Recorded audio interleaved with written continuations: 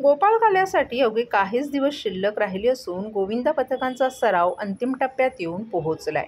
तर दुसरीकडे गोविंदा पथकांना आकर्षित करण्यासाठी दहीहंडी आयोजकांकडून पारितोषिकांची घोषणा केली जाते।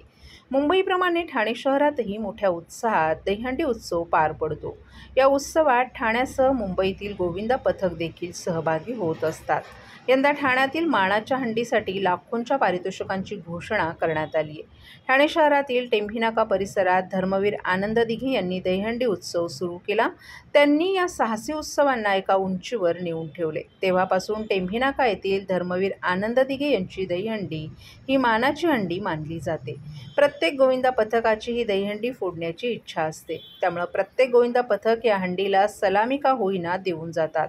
यंदाही तोच उत्साह, तीच तरुणाईची धूम, थरांचा थरार आणि गोविंदा रे गोपाळाचा जयघोष, मान्यवरांची मांदियाळी आणि सांगीतिक कार्यक्रमांसह भगव्याचा जल्लोष शनिवारी टेंभी नाक्यावर पाहायला मिळेल। हा सोहळा राज्याचे उपमुख्यमंत्री एकनाथ शिंदे यांच्या मार्गदर्शनाखाली साजरा होईल। मुंबईचा जल्लोष आणि उत्साह ठाण्यात आणण्यासाठी धर्मवीर आनंद दिघे यांनी टेंभी नाक्यावरती हंडी मोठ्या जल्लोषात साजरी करण्याचा चंग बांधला।